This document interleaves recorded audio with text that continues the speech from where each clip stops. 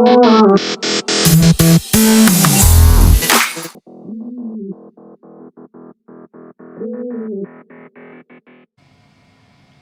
വിവാന്ത വിജയവാഡ അവിടെയാണ് നമ്മൾ ആദ്യത്തെ ചാർജ് ഇന്നത്തെ ചെയ്യുന്നു.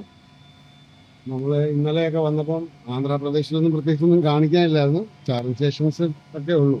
ചാർജിങ് സ്റ്റേഷനിലൊക്കെ കുറേ എണ്ണത്തിൻ്റെയൊക്കെ നമ്മൾ വീഡിയോസ് എടുത്തിട്ടുണ്ട്. സ്ഥിരമായിട്ട് എടുത്ത് കഴിയുമ്പോൾ ആൾക്കാർക്ക് ബോർഡാകരുതല്ലോ, അതുകൊണ്ട് അങ്ങനെ ചാർജിങ് സ്റ്റേഷൻ്റെ വീഡിയോസ് അധികം എടുത്തിട്ടില്ല. ഇങ്ങനെയുള്ള വരുന്ന വീഡിയോസിൽ അതും കൂടെ ആഡ് ചെയ്യാം. നമ്മൾ പോകുന്ന വഴികളിൽ കൂടുതലും ഉള്ളത് ചാർജിങ് സോണും സ്റ്റാറ്റിക്കും ടാറ്റാ പവറും ഒക്കെയാണ്. GPCLൊക്കെ കുറവാണ്. നമ്മൾ ഡെയിലി ഒരു 4-5 ചാർജിങ് ഒക്കെ നമ്മുടെ വണ്ടിക്ക് ചെയ്യുന്നുണ്ട്. 5ാമത്തെ ചാർജിങ് നമ്മൾ ചാർജ് ചെയ്ത് നമ്മൾ കിടക്കാൻ പോകും.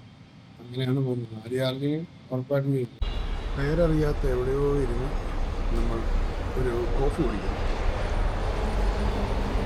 മദ്രാസ് ഫിൽറ്റർ കോഫി എന്നാണ് കടയുടെ പേര്.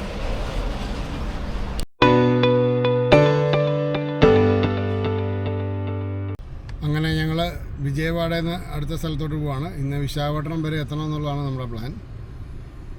ആദ്യത്തെ ചാർജിങ് നമ്മൾ വിവാന്ത താജിൽ കഴിഞ്ഞു. ഇനിയിപ്പോൾ അടുത്തത് ഒരു 150-160 കിലോമീറ്ററിന് ശേഷം.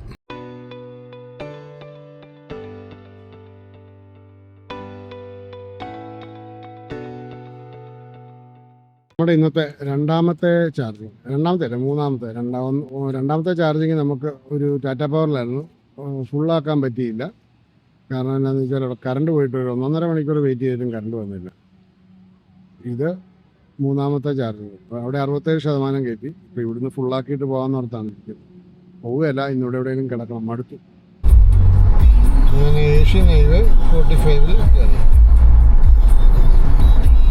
Exit and stay on Chennai, Kolkata Highway, Vizag, Srikakulam Highway.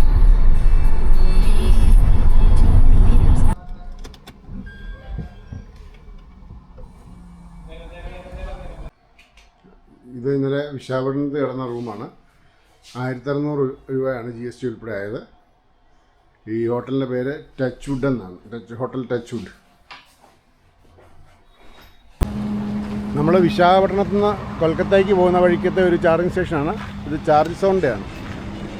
ഇന്നത്തെ ആദ്യത്തെ ചാർജിങ് ആണ്. ഇവിടെ എന്നാന്ന് വെച്ചാൽ ഗോകാട്ടിങ്ങും സിപ്പ് ലൈനും അങ്ങനെയൊക്കെയുള്ള കുറേ ഫെസിലിറ്റീസ് ഇവരിവിടെ കൊടുത്തിട്ടുണ്ട്. ഇപ്പം നല്ല പൊരി വെയിലാണ്. വൈകുന്നേരമൊക്കെ ആണെങ്കിൽ കുഴപ്പമില്ല.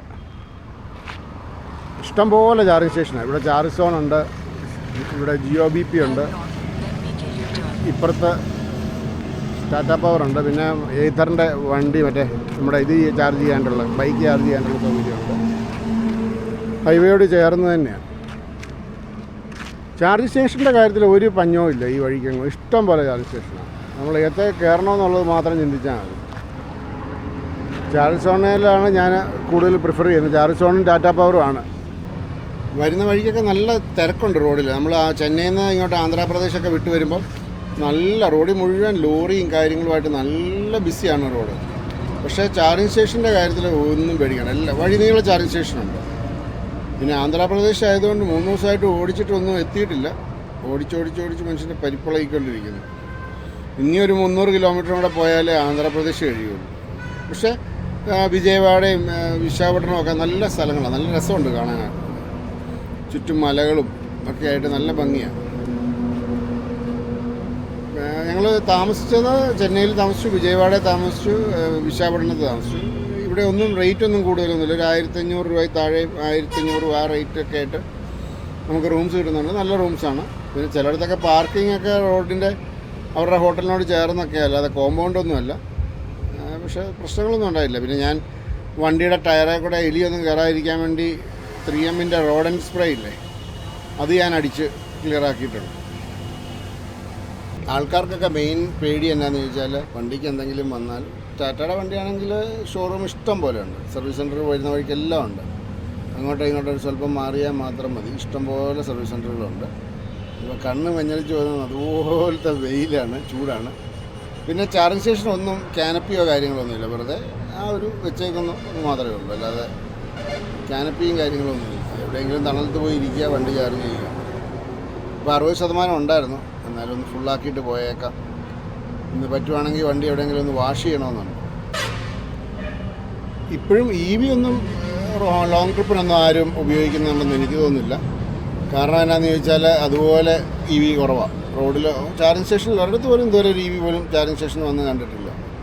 ഇവിടെയൊക്കെ നമ്മളാണോ ആദ്യം ചാർജ് ചെയ്യാൻ വന്നതെന്ന് തന്നെ ചില സമയത്ത് സംശയം തോന്നിപ്പോൾ.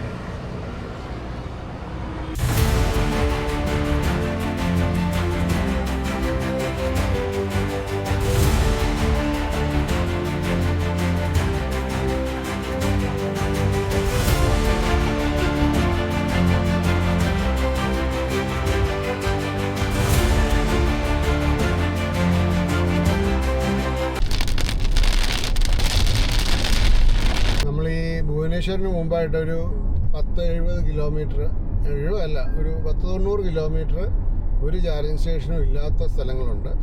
ഒരു ചാർജിങ് സ്റ്റേഷനും ഇല്ല. അപ്പോൾ അതിനു മുമ്പ് ചാർജ് ചെയ്ത് സെറ്റായിട്ട് വേണം നമ്മൾ അങ്ങോട്ട് പോകാൻ. നമ്മുടെ road trip beyond borders power ചെയ്തേക്കുന്ന ചാർജ് മോഡാണ്. തിരുവനന്തപുരം ആസ്ഥാനമായാണ് അവർ പ്രവർത്തിക്കുന്നത്. ചാർജ് മോഡിൻ്റെ ചാർജിങ് സ്റ്റേഷൻസിൻ്റെ എൻക്വയറിക്ക് വേണ്ടി ഉള്ള നമ്പർ ഞാൻ ഡിസ്ക്രിപ്ഷനിൽ കൊടുത്തേക്കാം. നിങ്ങൾക്ക് അവരെ കോൺടാക്റ്റ് ചെയ്യാവുന്നതാണ്.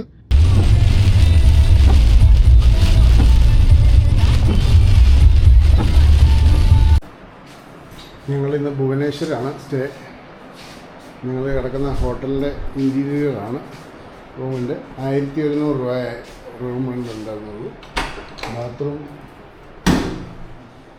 കുഴപ്പമൊന്നുമില്ല, നീറ്റാണ്. സുശ്രീ എന്നാണ് ഹോട്ടലിൻ്റെ പേര്.